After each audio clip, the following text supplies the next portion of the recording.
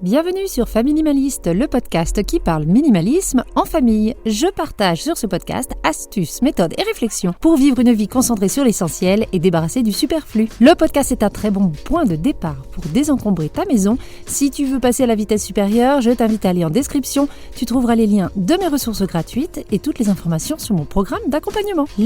Aujourd'hui, j'ai invité une nutritionniste dans Familimaliste. On va parler nutrition et cuisine minimaliste. Qu'est-ce que ça veut dire ? Comment se simplifier la vie en cuisine pour manger mieux et se faire plaisir. Allez, c'est parti pour l'épisode du jour. Bonjour Sophie. Bonjour Hélène.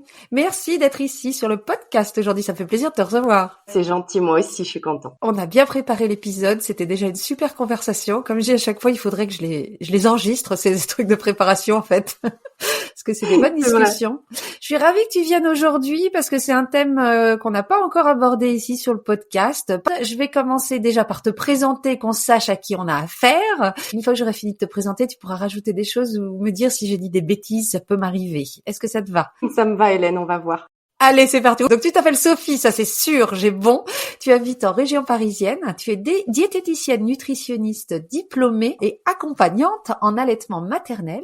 Tu te spécialises dans la périnatalité et la gestion du poids. Tu interviens sur des problématiques variées comme la gestion du diabète gestationnel, l'alimentation de la femme enceinte ou allaitante, le rééquilibrage alimentaire, la gestion du cholestérol, la prise ou la perte de poids. Donc ça fait déjà beaucoup de choses, je suis sûre qu'il y en a plus. Et si tu es là avec moi aujourd'hui, comme on vient de le dire, c'est parce que tu m'as contacté pour me proposer une idée d'épisode sur l'alimentation simple. Parce que toi, c'est ce que tu prônes, une alimentation saine et simple. Et comme ton message va déborder d'enthousiasme sur le sujet de cette alimentation simple, je me suis dit qu'il fallait que je t'invite toi. Donc nous voilà aujourd'hui pour parler cuisine minimaliste, alimentation simple. Est-ce que tout est bon ? Est-ce que j'ai oublié des choses ? Est-ce que j'ai dit des bêtises ? C'est parfait, je suis impressionnée, bravo. Mais écoute, on essaye de travailler un peu en amont.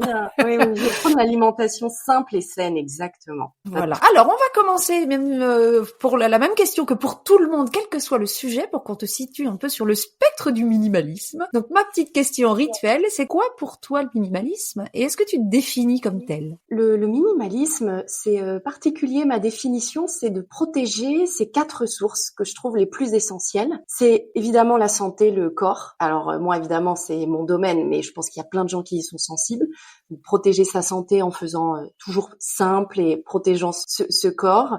Le temps, protéger son temps. Donc quand tu as moins de choses à gérer, moins d'activités, moins de tout, tu protèges ton temps qui est pour des choses essentielles. Protéger son espace de vie, son espace de travail, son espace de cuisine, on va en parler, son espace de sommeil. Voilà. Et puis, le dernier, c'est protéger son argent. Alors, les Anglais, ils disent « time is money » et moi, je dis « money is time ». Ça veut dire qu'en fait, ce que tu achètes, pour moi, tu l'achètes avec le temps que tu as passé à gagner cet argent. Donc, protéger son argent, c'est aussi protéger son temps et ses moments essentiels en faisant ce qu'on aime. Et du coup, oui, je me définis comme minimaliste. C'est marrant parce que tes invités, ils disent toujours non après. Je suis toujours hyper étonnée.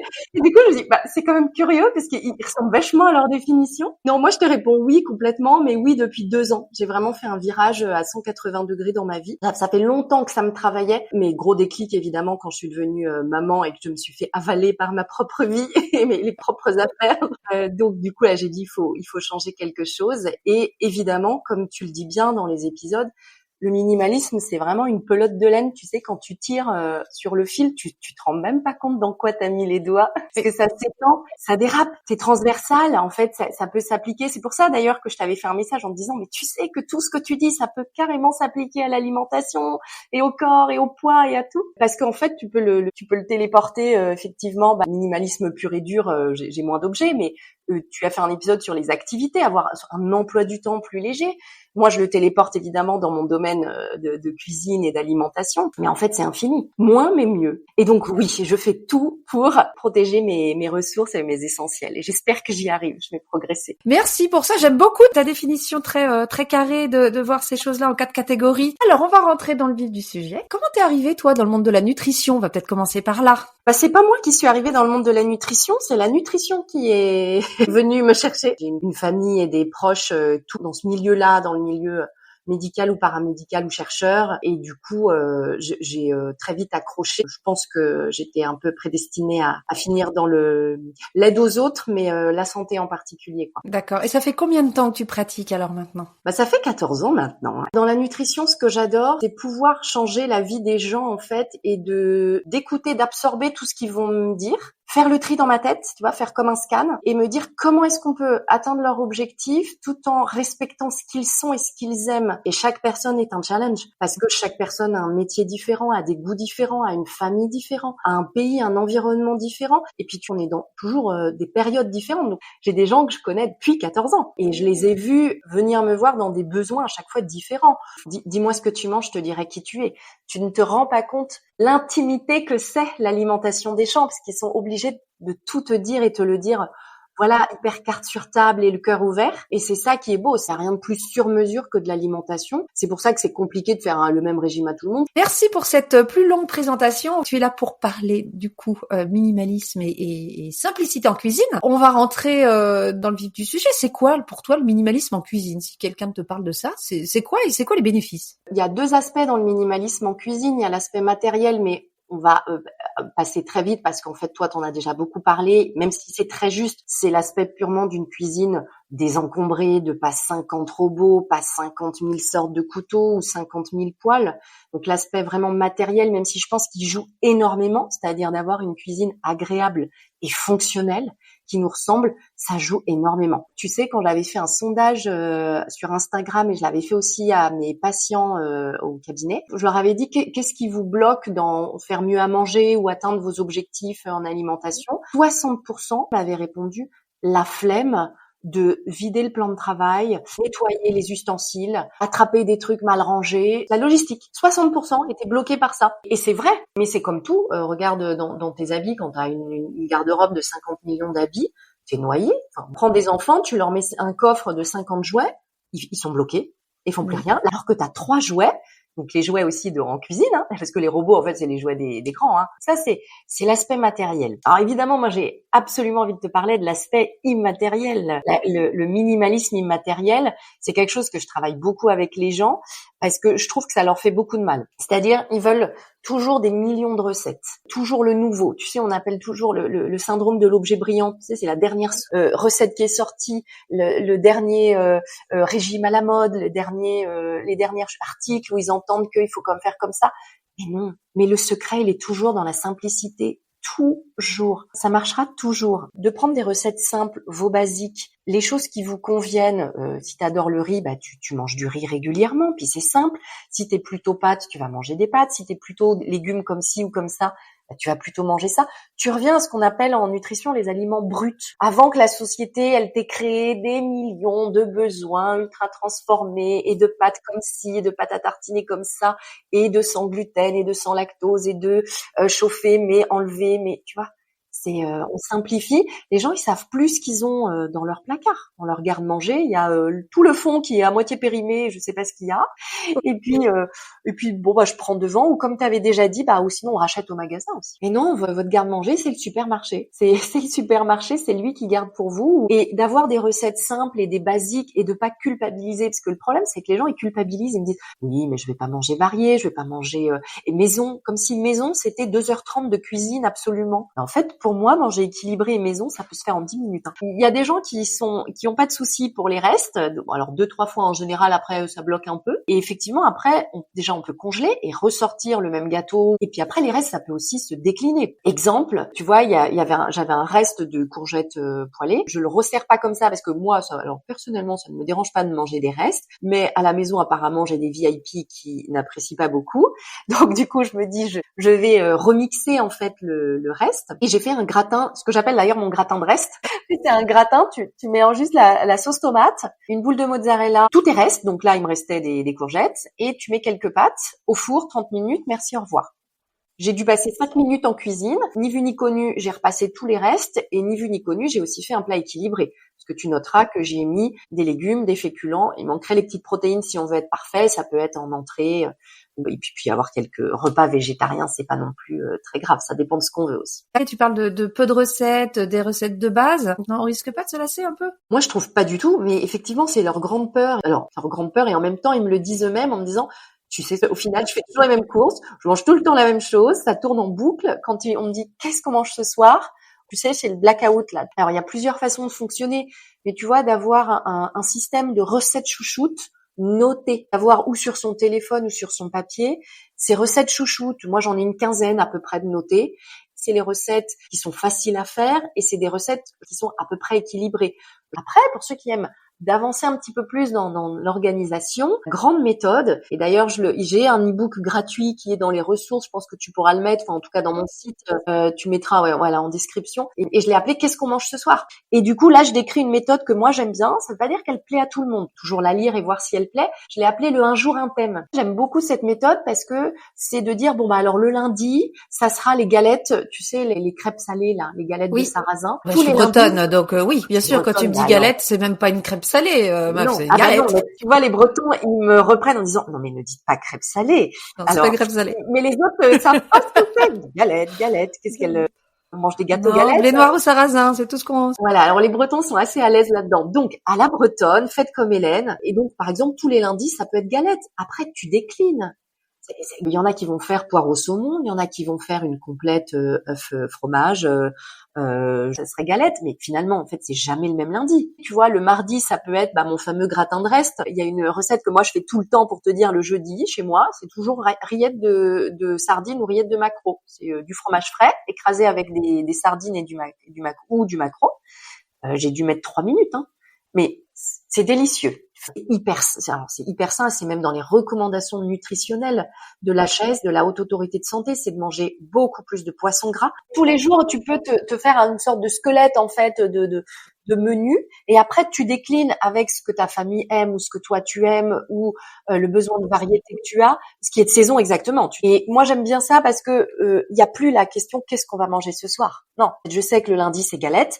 C'est juste dans les courses, qu'est-ce qu'on va... Tu peux l'étendre à la mode. Hein. C'est très similaire l'alimentation et la mode. En fait, tes basiques, tu t'en lasseras jamais. Un bon jean bien coupé, une bonne veste, un bon blazer, un manteau, bien tes essentiels, tu vas pas t'en lasser. S'ils sont géniaux et bien choisis, mais jamais, ils peuvent tourner en boucle. Après, tu déclines, c'est les accessoires, tu vois. C'est ce que je te disais, les garnitures. Le secret, c'est vraiment de décliner. Le minimalisme en cuisine, est-ce qu'il commence pas au marché ou au supermarché déjà? Si, t'as raison. Faut commencer par la base. C'est effectivement de savoir aussi ce qu'on va acheter. C'est l'avantage des techniques ou de planification. Alors je vais dire extrême entre guillemets, comme le un jour un thème, mais t'as le batch cooking, t'en as plein d'autres qui peuvent être utilisés. Mais l'idée, c'est d'arriver au magasin de courses en sachant très clairement ce que tu as une clarté intellectuelle, on va dire une clarté comme chez toi quand c'est désencombré. Bah c'est pareil. Si tu arrives dans ton magasin, t'es noyé. En plus, tu vas te faire happer par toutes les promotions. Ah bah oui, tiens ça on n'a plus. Tiens on va acheter ça, on va acheter ça. Et il y a aucune cohérence. Tu n'as pas construit tes courses. Déjà moi je prône pour les listes. Hein. Là je regrette. C'est non négociable. On va en course avec une liste. Et on s'y tient. Vous n'achetez que ce qui est noté et ce qui est pensé du coup, parce que quand vous avez fait le un jour un thème et que vous savez qu'il faut acheter des galettes, du jambon, du fromage, du saumon, des poireaux pour faire la garniture, là où t'as les ratatouilles, de quoi faire la ratatouille et les œufs, voilà, tu sais que tu dois acheter les ingrédients ratatouille, les œufs, tes galettes, hop, c'est réglé, je passe à autre chose. C'était ça quand je t'ai dit protéger son temps, protéger son argent, déjà, ça évite de t'acheter tout le magasin. Et personne n'est épargné par l'inflation en ce moment, donc ça fera du bien à tout le monde. Protéger son temps. Moi, je dois passer 20 à 25 minutes grand max en course, 1 à 2 fois par semaine si j'ai oublié quelque chose. Et puis ne pas aller avec ses enfants aussi. Si on peut, parce que quand on peut pas, la question elle ne se pose pas, et autant mettre des règles claires aussi au départ. Mais si vous le pouvez vraiment, faites le marché avec eux. Si vous avez envie de te transmettre ou qu'il y a des valeurs éducatives derrière, que vous voulez les impliquer dans la cuisine. Mais les magasins type supermarché où tout est là à leur hauteur Dieu et où c'est immense, Ils ne peuvent que réagir comme des petits mammifères très bien faits et vouloir ce qu'on voit. D'avoir des règles claires en disant on va pas acheter ça ou ça aussi. Ou alors on va acheter que un élément de tout ce que tu vas demander, un plaisir. C'est gentil ça, c'est cool je trouve. Tout le monde est content. Et puis on l'entend souvent, mais mine de rien, je pense que tout le monde l'a vécu, de pas faire ses courses le ventre vide. Et vraiment, je pense que j'achète 30 à 40% de plus dans mon panier quand j'ai faim. Si vous le pouvez sélectionner, ou soyez conscient, dites-vous, je vais faire les courses en étant morte de faim, je vais avoir plein d'envies. Donc, est-ce que c'est des vraies envies ou est-ce que c'est ma liste, quoi? C'est là où on s'accroche encore plus à sa liste, là. Effectivement, merci. Et d'ailleurs, pardon, je te rajoute autre chose sur les listes. Il y a ce que j'appelle la liste des essentiels. Moi, je l'ai même sur mon site, pareil, dans le même endroit, dans les onglets ressources, parce que les gens, ils téléchargent la liste. Je leur dis, faites-vous une liste des essentiels. Moi, elle est là, je te la montrer, je te l'ai préparée. Enfin, les gens voient pas, mais tu vois, il y a tous mes essentiels que je sais que je vais toujours acheter. Alors, peut-être pas toutes les semaines s'il m'en reste, mais fruits, légumes, des œufs, des laitages, le fromage, des oléagineux. Alors, en plus, je me suis pas foulée. Ma liste, c'est les recommandations nutritionnelles, hein. En fait, tout simplement, c'est de quoi il faut manger plus. Donc, les fameuses rillettes de sardines dont je te parlais au début, bah, t'as toujours fromage frais et une boîte de sardines, hein. Et après, vous achetez selon ce qui vous reste chez vous, mais et vous la refaites pas. Mais comment je fais une liste de basiques quand il y en a pas deux qui mangent la même chose? Déjà, la liste chouchoute au début est quand même censée regrouper le fameux terrain d'entente, hein, les fameux points communs. D'accord. On est à peu près tous OK. Ou allez, en changeant peut-être un ou deux goûts, en déclinant un peu le produit, mais ça passe. Par exemple, ce qu'on appelle ce que j'appelle le démembrement des repas. C'est-à-dire d'éviter de faire des plats trop composés, genre de faire arriver la salade composée, tu vois, à table et dire c'est le repas et puis ça te plaît pas, c'est pareil. En fait, de plutôt disposer ta même salade composée mais démembrée, c'est-à-dire sur ta assiette, tu as la partie avec je sais pas le concombre ou la laitue, la partie avec les crevettes, la partie avec les tomates, la partie avec le riz ou les pâtes ou le pain s'il y en avait. Et effectivement, là, on compose un petit peu. Ça fonctionne bien. Mais comme ça va fonctionner pour, par exemple, tu prends un plat de pâtes aux légumes, mettons par exemple des tagliatelles au brocoli et au poulet. Au lieu de tout réunir sur un même plat et de mettre en sauce, parfois, des fois, c'est juste les sauces aussi qui plaît pas aux gens. Donc, de pas mettre de sauce, moi, ça est beaucoup le cas avec mon conjoint. Il est pas très sauce. Moi, je suis très très sauce. Lui, il est pas sauce. Donc, du coup, j'ai pris l'habitude de me faire la sauce à côté et de rajouter après à la quantité que je veux moi. Après, ce qui se pose quand même comme problème, moi, on me le dit. Et encore hier, j'ai une maman qui me l'a dit. Elle m'a dit, oh la flemme, ça peut arriver que je suis tellement fatiguée que je me dis si c'est que moi qui va manger les brocolis ou les légumes, et ben je les fais pas. Et là, c'est dommage. Et c'est là où faites très simple. Prenez des petits pois congelés, c'est pas grave. Des haricots verts surgelés ou en conserve, c'est pas grave. Il vaut mieux des légumes en conserve ou surgelés que rien du tout. C'est ça le simplifier en cuisine. On n'est pas obligé de faire du perfectionniste 10 sur 10 top pour se dire j'ai bien mangé. On peut faire très simple. On peut manger des carottes crues aussi. Il n'y a pas de travail si tu sais que c'est que pour toi. Donc se simplifier, se déculpabiliser, se mettre la barre moins haute, c'est hyper important. Les femmes, elles sont fortes à ça. Hein. Ah bah non, mais je vais pas faire la poêlée de légumes que je voulais me faire. D'accord, vous avez pas 20 minutes pour faire la poêlée de légumes que pour vous. C'est pas grave. Mangez les petites carottes comme ça. Mettez-vous des tomates cerises, congelez rapido des petits pois et vous les mangerez comme ça. C'est rigolo parce que de t'en l'entendre dire, je me rends compte parce que c'est quelque chose que je peux dire. Hein, je me rends compte du ridicule du truc quand il dit ben non, je vais quand même pas me nourrir bien moi. Faut pas déconner, tu sais, ça fait un peu ça, genre, ben non, c'est que moi, donc pourquoi bien me nourrir moi, enfin, je n'importe pas. Interdit de penser ça, ce n'est pas acceptable. Et n'oublie pas quelque chose, la puissance du modèle, la puissance du miroir. T'as des enfants, tu l'as forcément observé. Au bout d'un moment, tu manges des choses. Moi, des fois, je propose, je dis, quelqu'un veut des petits pois, veut ce légume, tu veux manger ça? Non, non, non, non, non, non, non. Ah bah curieusement, quand j'ai mis les fruits à table, bien découpés, que je les mange moi-même, peut-être pas la première fois, mais au bout de 2-3 fois, tu verras la puissance du modèle et de l'exemple. Ça marche aussi bien. Donc, même si c'est que pour toi, déjà, c'est pas que pour toi, tu es très importante. Et en plus, tu véhicules une valeur éducative hyper importante.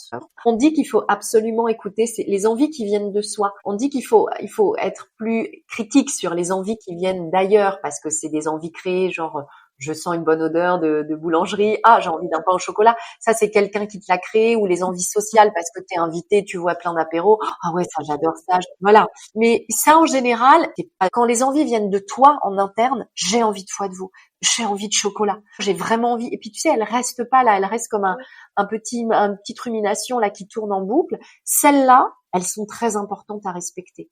C'est une envie physiologique et c'est une envie mentale. C'est un câlin que te demande ton corps, il faut le faire. Il faut y aller dans les bonnes quantités, en t'arrêtant quand t'as plus faim, dans des très bonnes conditions, en respectant les choses. C'est pas en mangeant en cachette, vite, la plaquette de chocolat. Non, j'ai envie de chocolat, j'assume. Je mange mes 2 carrés, je les déguste et je prends même le chocolat que je préfère. Si on revient un petit peu sur la cuisine, c'est quoi pour toi les indispensables à avoir dans sa cuisine? Donc, comment on fait pour avoir pas une cuisine qui déborde, mais qui reste fonctionnelle? Là, tu me poses une question plus matérielle, on est d'accord? Oui, plus matériel. Alors, ça peut être les ingrédients également. Hein. Oui, les ingrédients, oui, mais temps. des choses qu'on peut effectivement toucher. Déjà, c'est vraiment un aspect matériel. Déjà, désencombrez vos cuisines. Dégagez vos plans de travail. Quand les personnes, quand mes patients me disent le soir, la flemme. Ah ça, la flemme. On disait faire juste des légumes pour moi, la flemme. Faire juste le foie de veau pour moi, la flemme. En fait, on aura 3 fois moins la flemme si les espaces sont dégagés, qu'il y a 1 ou 2 robots sortis et que vous avez que vos basiques, que vos essentiels, très faciles et très fonctionnels. Je me le suis noté, j'ai dit quelques bons couteaux qui coupent bien là. T'en as pas besoin de 50, hein. Moi j'en ai 2 très gros qui coupent bien et peut-être 2 ou 3 plus petits, très pointus. Une planche ou 2 grand max, t'as pas besoin de 50 planches. Casserole, poêle, après là ça dépend le nombre de personnes, mais une petite, une grande et ça va très bien, une bonne qualité. On disait moins mais mieux. T'achètes moins, t'as pas besoin de 3 ou 10 poêles. J'ai des patients, ils ont C'est vrai, quand t'achètes les kits de machin là, ou quand t'achètes quand tu veux t'équiper et qu'on te vend le kit Tefal là, mon Dieu, j'ai dû l'acheter 3 fois dans ma vie, où il y a 4 poêles et 3 casseroles ou le contraire, mais souvent c'est trop, jamais, on utilise toujours la même casserole et que t'avais rien du tout à la base. Mais en fait, c'est toujours trop. Vous avez besoin d'une chose, achetez une chose, ça suffit. Et achetez des bonnes choses par contre. Donc casserole, poêle, ça c'est la base. Une bonne cocotte ou marmite, plus grosse, tu vois. Alors ça, j'ai un secret, moi, c'est mon hachoir manuel. Je sais pas si tu vois ce que c'est. Ça m'a remplacé tous mes robots et c'est tout petit. Ça a la taille, comment te dire, un peu comme un presse-agrumes si tu veux. Et dedans, il y a un petit hachoir et tu tires une ficelle comme ça, tchic, tchic, tchic, tchic, tchic, tchic. Et en fait, ça te hache. Moi, je fais tout, l'ail. En fait, dedans, je mets l'ail, l'oignon, les herbes, des tomates, tout des choses qui sont, tu sais, au couteau et à la planche, ça te met 10 minutes, quoi. T'as pas envie, les herbes, moi, ça me casse les pieds, les herbes, là. Couper le persil, la coriandre. Je nettoie, je balance tout dans le hachoir et tchic, tchic, tchic, tchic. Ça fait partie de mes essentiels. Le hachoir manuel. Et d'ailleurs, j'utilise quasiment plus aucun robot. 80% de tous mes robots, quand j'ai fait mon grand virage, j'ai tout vendu, j'ai tout donné. Il me reste un robot à soupe et le hachoir manuel. Et puis après, je me suis noté un robot multifonction ou selon vos usages, parce que combien de personnes ont les gros robots là? Et si c'est juste pour râper les légumes, autant investir dans ce que tu dis, ton petit truc qui le hache manuellement. Thermomix, on l'a utilisé pendant des années à balle, vraiment à fond. Et puis toutes les fonctions et tout ce que tu veux. Et puis au fur et à mesure, quand le bol est devenu trop petit, ça faisait quand même un gros truc sur le plan de travail, juste pour faire une pâte à pizza par semaine et un gâteau une fois par semaine. C'est exactement ça. Se demander en vrai, est-ce que je les utilise beaucoup et pourquoi? Et souvent, vous verrez que la réponse, c'est finalement la flemme de le nettoyer, la flemme de le sortir, la flemme de l'attraper s'il est... Donc, en fait, ça veut dire qu'il est pas très utile. C'est pas l'essentiel. Pas du tout, ouais. Le jour où j'ai compris que je préférais sortir un couteau et une planche plutôt que de hacher tout, faire tout avec mon robot, je me suis dit, mais en fait, il est pas essentiel, ce robot.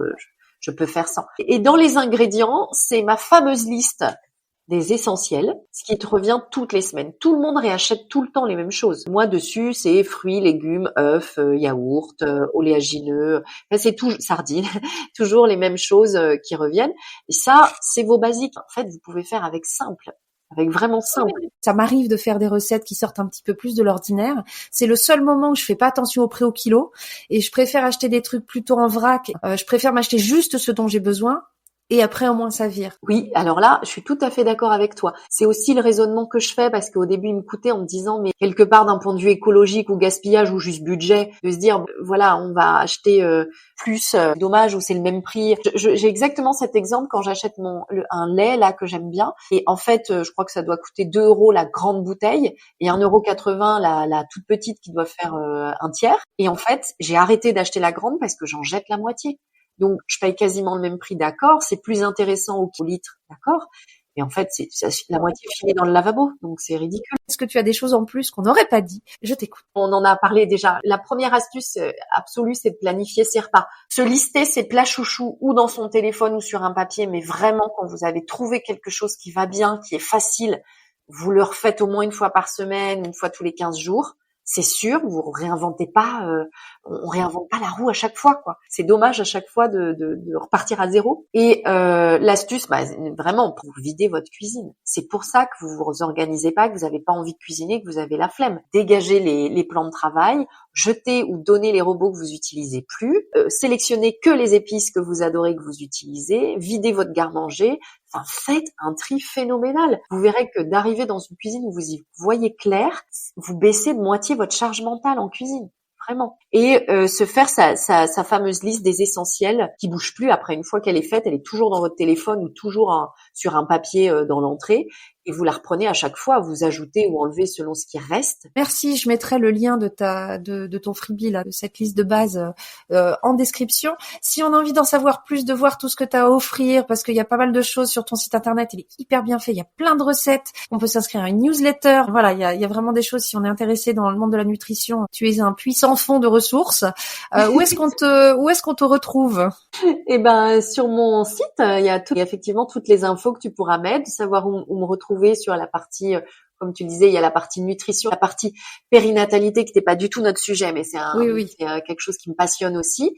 Et puis, donc ça, c'est vitalnutrition.fr. C'est vitalnutrition.fr, exactement. www.vitalnutrition.fr. Voilà, il y a je crois que je mets tout sur le site et on y trouve toutes les ressources dont on a parlé aujourd'hui, là, les e-books gratuits, la liste. Et il y a une formation aussi que j'ai faite en ligne pour les gens qui peuvent plus venir me voir au cabinet, qui étaient expatriés ou qui sont trop loin ou qui n'ont plus le temps. Et j'ai même créer une formation en ligne en nutrition sur les essentiels au niveau du poids qui a pas mal plu effectivement quand on l'a lancé parce que c'est en autonomie. C'est quelque chose que tu peux faire de ton ordinateur en autonomie qui va regrouper des choses qu'on a dites, mais là c'était plus orienté sur le poids. Super. Et on peut te retrouver aussi sur Instagram. Et sur Instagram, effectivement, oui, complètement. J'essaye de mettre des idées recettes, les actualités, des conseils, beaucoup de déculpabilisation et plein d'humour. C'est quoi ton nom sur Instagram? Alors, mon nom sur Instagram, c'est Ed, E-I-D. C'est mon nom de famille, _, Elsie, comme santé en anglais. Elsie. Très bien. De toute façon, je mettrai tout ça. Merci beaucoup, Sophie. C'était passionnant. J'ai appris plein de trucs. Ça fait partie des épisodes que je vais réécouter plusieurs fois. Et je pense que je vais faire ça et je vais commencer à mettre quelques trucs en place. En tout cas, le guide de qu'est-ce qu'on mange ce soir, je vais aller jeter un œil. Et faites simple et sain. N'oubliez pas. Simple et sain. Simple et sain. Il n'y a que ça. Merci Sophie, je te dis à très bientôt j'espère. Bonne journée à toi. Au revoir Hélène. Au revoir. Et voilà pour l'épisode du jour, j'espère qu'il vous aura plu. Merci encore à Sophie d'être venue et d'avoir partagé avec nous toutes ces astuces. Si vous voulez retrouver toutes ces astuces en question, allez en description, il y a le lien de la fiche méthode de l'épisode et tous les liens pour les ressources gratuites mentionnées dans l'épisode. Si vous êtes toujours fan de Femmes Minimalistes et que vous ne l'avez toujours pas fait, merci d'aller sur votre plateforme d'écoute, de mettre des cœurs, des étoiles et des commentaires. C'est la meilleure manière de faire connaître le podcast au plus grand nombre. Merci d'avance. Je vous souhaite une excellente semaine. Je vous dis à très bientôt et en attendant, n'oubliez pas, vivre avec moins, c'est vivre avec mieux.